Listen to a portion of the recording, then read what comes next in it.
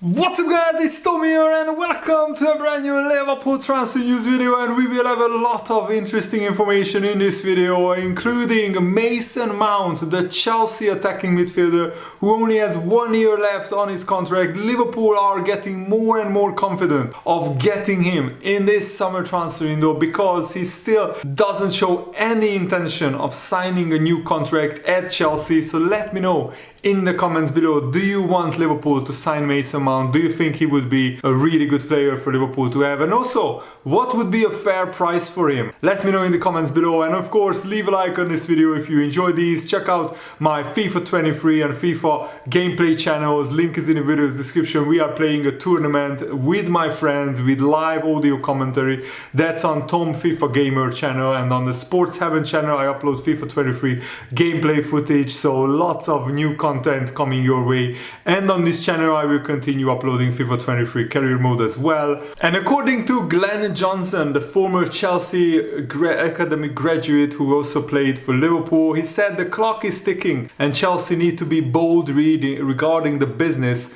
side of it. This whole situation regarding Mason Mount being linked with Liverpool and other Premier League clubs seems like a bit of a bluff tactic to me. The longer it goes without Mount signing a new deal, then Mason's position will continue to get stronger, and the club knows that. So I think Chelsea wouldn't want to sell him to a Premier League side, but if it gets to the end of the summer transfer window and he still has not signed a new deal, then they will have to sell him to a rival Premier League club because they can't risk the prospect of letting him go on a free transfer. Chelsea spent so much money, £600 million in just the past two transfer windows. They have to sell players, they have to move on players to get transfers in. And remember, the Chelsea signed Mudryk and Enzo Fernandez on 8-year contracts, so their transfer fees are divided during those 8 years in the accounts of Chelsea. But if they sell a player, if they sell Mason Mount for like 40 million, that instantly shows up in full in the accounts. So with clever accounting, Chelsea are going to try and make this work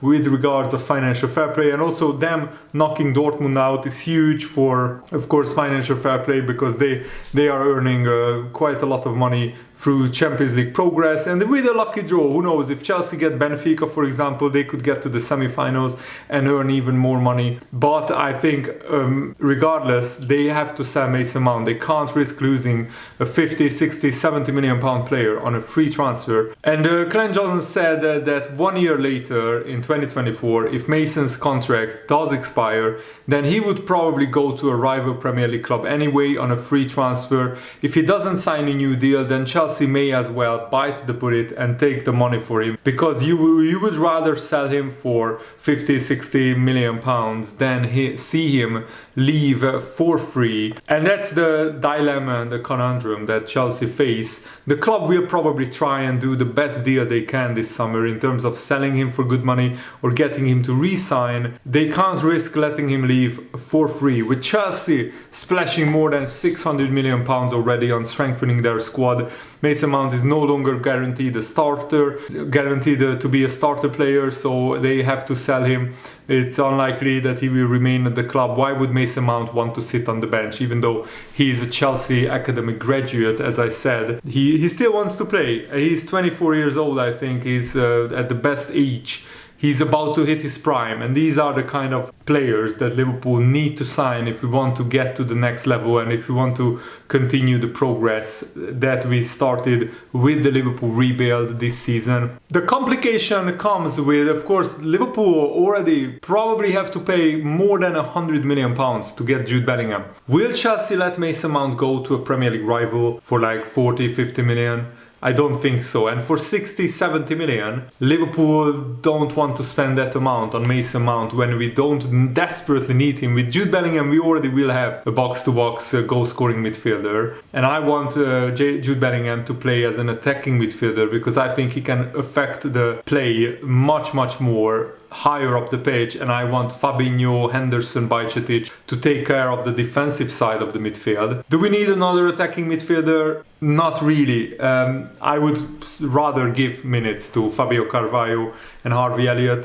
Not giving any minutes for Fabio Carvalho in the second half of the season is a mystery to me why Jurgen Klopp is doing this. Maybe behind the scenes he wanted Fabio Carvalho to bulk up. That's the only reason why I think that could happen, that Carvalho is not getting minutes, because he was brushed off the ball too easily, too many times against teams like Man City and other clubs in the Premier League. So Carvalho needs to be a lot stronger on the ball, and also he doesn't keep the ball regularly. He sometimes gives the ball away. He was absolutely bullied against Man City, even though he scored a goal. He was bullied off the ball so many times. I remember that vividly. It stood out to me, and I think Jurgen Klopp probably noticed it. So maybe they instructed Fabio Carvalho to hit the gym. My main point is that if we could give Harvey Elliott and Fabio Carvalho more minutes, then we don't necessarily need to sign Mason Mount. But if Chelsea will sell for a reasonable price, as I said, for like 40-50 million, I think it would be a deal worth pursuing for sure. And Fabinho, who is of course a fellow Brazilian teammate of Bobby Firmino, has spoke very glowingly about Firmino after the news broke that he is going to leave Liverpool at the end of the season. This is what Fabinho said after we beat Manchester United 7-0. Yes, I'm still in dreamland. 7-0. Bobby Firmino is a very special guy. It's great to have him as a teammate. He's a guy that everyone likes him. It was really cool that he scored today, that he celebrated in that way. Everyone on the bench, on the field, celebrated with him because he's a guy that everyone likes. So he's a guy who, for me, should stay at Liverpool forever, who was very important since my arrival. And I don't want to talk too much about the future. Let's enjoy these last few months that we have of him here. I don't know if the situation can still change, but we joke with Firmino, with him a little. Let's enjoy it while we have this player with us, because he's a very special guy. I don't think Firmino will change his mind. Once you announce you are leaving Liverpool, it's almost impossible to go back on that. And also probably he wants to play regularly. That's why he's leaving Liverpool. And I really wish him all the best and all the success, because he deserves it. He's an absolute legend in the biggest and best sense of the word, just like Sadio Mane, just like Mohamed Salah. Liverpool also got a little bit of a boost ahead of the Real Madrid second leg, even though that's not until next week, with David Alaba and Mendy still injured and absent from training. Karim Benzema is also not training with the first team. He's doing rehabilitation work.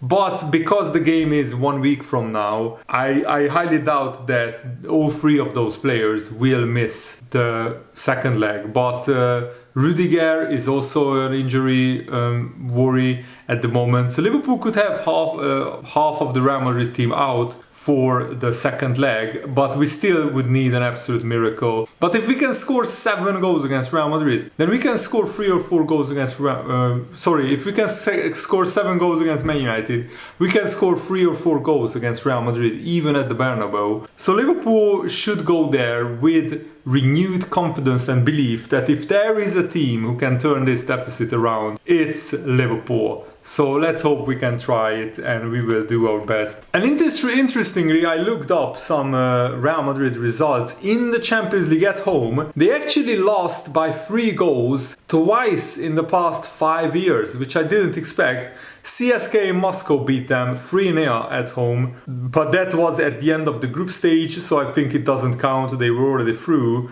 But then in the knockout stages, Ajax humbled them 4-1 and knocked them out in 2019. That was the year when Liverpool won the Champions League. So Real Madrid scored 1 goal but got conceded 4 against Ajax in a knockout stage game, and also it happened against Juventus that they conceded 3 goals at home, but they lost 3-1 at that time. Otherwise, they don't really have a big defeat until we have to go back a long time. They lost to Barcelona in 2011, but that was only by 2 goals. They lost to Juventus in 2008, but only by 2 goals. So that is the only big 3-goal defeat in knockout stage games against Ajax. That is the one result that can give Liverpool hope. But that Real Madrid team was in transition between 2 brilliant eras, and I just don't see Real Madrid losing by 3 or more goals to Liverpool. But as I said, stranger things have happened in the Champions League, so who knows. And I remember vividly, Real Madrid lost 6-2 at home to Barcelona when Samuel Eto'o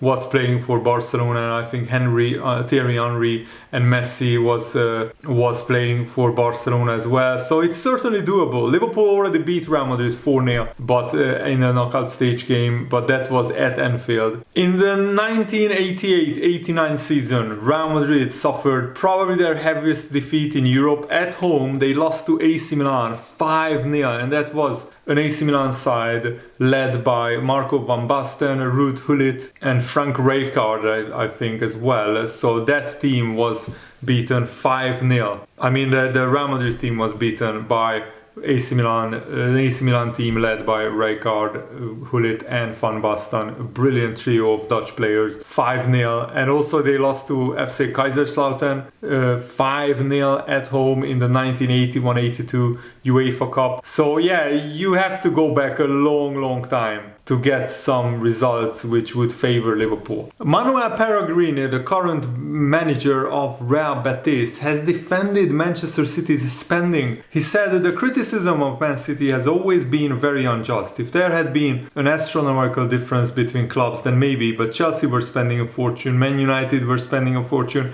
Liverpool were spending a fortune, Arsenal were spending a fortune. It's not the case that one club wanted a player for 100 million and Man City came along and paid 200 million. That didn't really happen. But if you look at the spending of Man City and Liverpool side by side from 2009 to 2018, Man City spent almost twice as much as Liverpool. Man City spent 1.3 billion pounds, that's 1,300 million pounds, and Liverpool in that time spent 770 million pounds. So almost half of Man City's spending. So Man City spent 518 million pounds more in that time, which is like almost 10 seasons.